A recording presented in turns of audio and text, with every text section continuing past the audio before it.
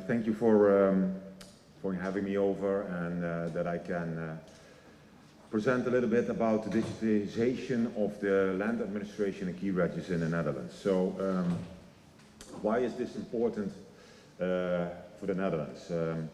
So I'm a manager at the Dutch Kadastrale and responsible for the geospatial applications of the Netherlands.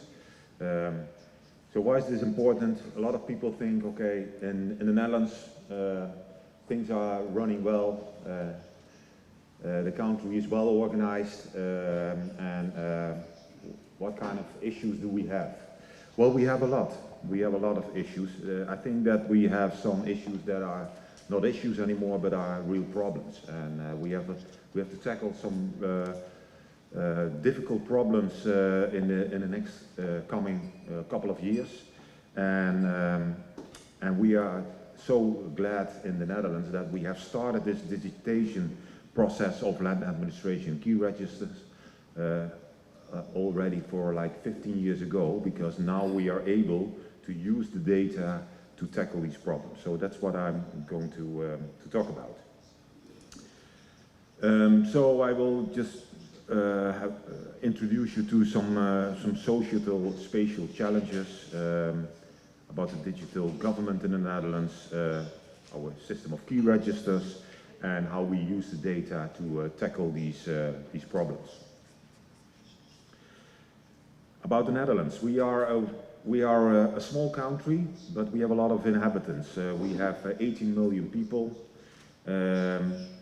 And we are divided in some municipalities, quite a lot, 342, some provinces, so the Netherlands is a flat country, but a lot of people living in a small place, but also living quite in the same place. So it's all in the west concentrated.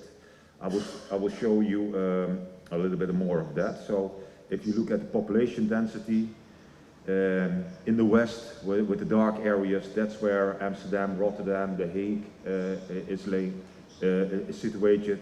That's where all the cities are, and that's where we have these huge problems to have the right infrastructure, the housing should be okay, etc.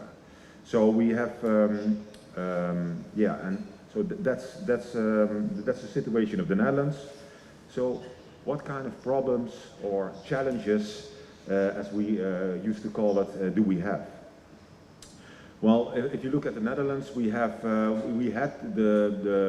opportunity or the advantage that we had huge for energy. We had gas, so we had gas in the north of the Netherlands, but the exploration of the gas is causing many problems now. We have a lot of earthquakes because of the gas exploration, so we stopped using gas. So we have to transform our energy usage from more like the gas to the green sources, electricity, wind energy. So, and that means a lot of changes in the country and in the infrastructure. Also, if you look at our infrastructure, like bridges, etc., it has all been built after the Second World War. So in the years 1950, between 1950 and 1960, that's where all the infrastructure has been built. And I'm talking about hundreds to thousands of bridges, and they are made of concrete. So what does it mean? Well, 75 years is normally the life expectancy. So that means that we have to replace all those infrastructure projects. And because our density with the population is has so increased, we're looking at major issues over there. We used to have a lot of farms with a lot of animals, and we have now a huge problem with nitrogen emission. We cannot face or control it to the EU standards. So we have to change the whole country in what is nature, where do we want to live, do we want to have farms, agriculture, in what place. to make sure that we commit to the standards of the EU in this. And that means a lot of changes have to be taking place in the Netherlands for this. So yeah, those housing, we need to adapt our houses to new energy sources. A lot of our houses are still heated up by gas, and we need to make sure that we have new energy sources for this. So new houses have to be built. So those issues have to be solved in the next coming of years.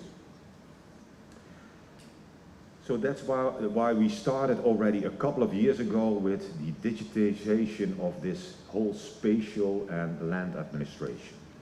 So how is this organized in the Netherlands? We have one overall data strategy that's been made and governed by the Ministry of Interior Affairs. So they have the overall vision and the overall control of this strategy. And we have the geodata strategy is by the Ministry of Housing and Spatial Planning.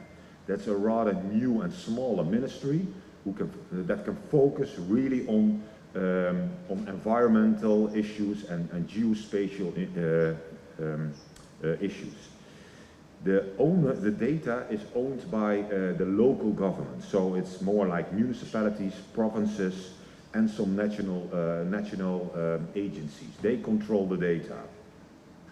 And execution of this is done by the same organizations, but also especially with Kadastrale. So my organization has taken care of a lot of data sets, key registers that we don't own, but are governed and administrated and managed by us.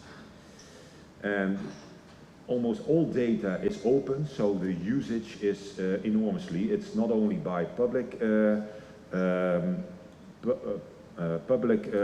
institutions, but also by citizens, companies who can easily use our data with APIs to make the right decisions and to make the right advices for decisions. So we started this in 2003, so more than 20 years ago, and we had this vision at that time. I think it's now common and used by a lot of organizations.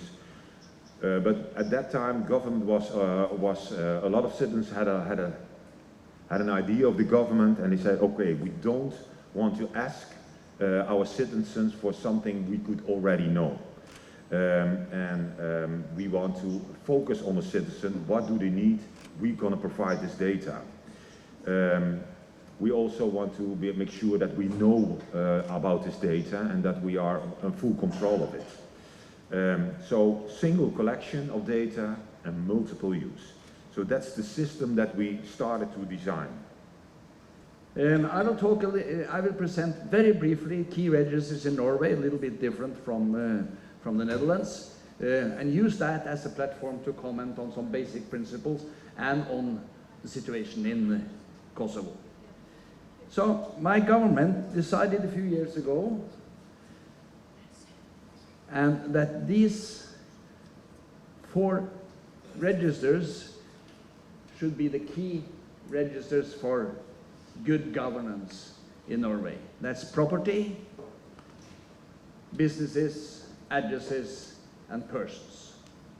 And these lines here indicate the flow of,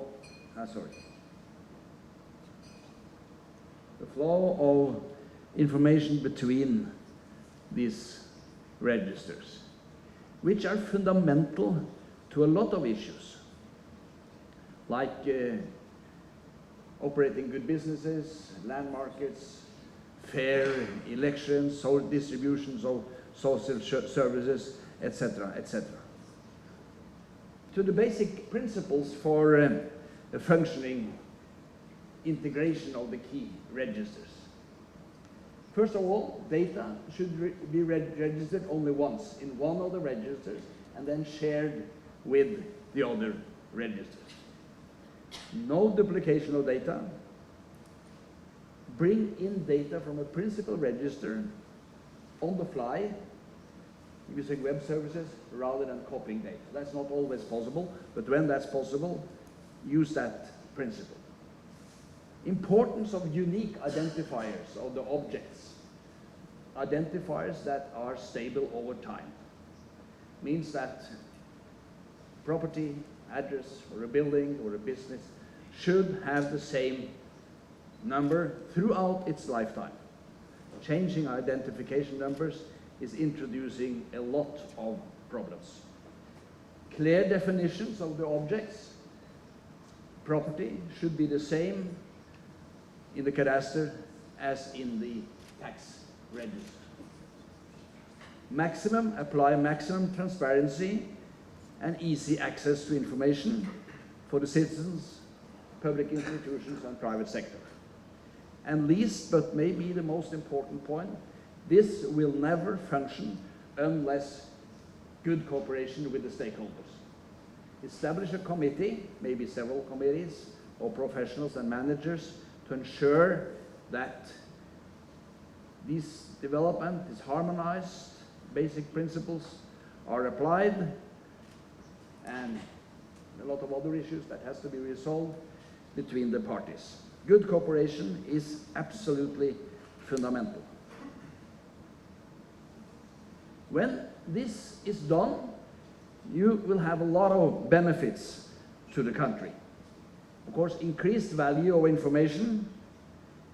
Citizens, public institutions, and businesses can find integrated information at one place on internet. Lower costs for maintaining data. And lastly, a very important issue, reduced burdens, reduced time for citizens, businesses, and others that will have to report data to any of the registers. Just to show you an example of access to information. This is the citizen-oriented portal to access the cadastre in Norway, and highlight here that you can use either, you can connect to the database either by using address or property number. And address is the most used way of retrieving data from the cadastre. Address is something which everybody, after all, will know. Not that many know their cadastral number. If you do that in Norway, you will get, if you are looking for the technical information, look at the map, etc. It's free, it's open to everybody. You can walk around in the register as much as you want. If you want to look at legal information like name of the owners, burdens, mortgages, things like this, you have to log on with your bank identifier. In Kosovo, that will be the e-Kosovo log-on keys, which most people have here. And then we can get access to these legal information for 10 properties at a time. Then I have to log on again. This is mainly because the government wants to monitor the use of the register and avoid, hinder criminal use, that you can download a lot of information. I find it very useful. Even if I'm not in the business anymore, I frequently look at the cadastre and look at owners, etc., by using this very simple portal. Cadastre plays, you will see that from this key register, cadastre in all countries, the cadastre organization plays a crucial role to the establishment of key and maintenance of key registers.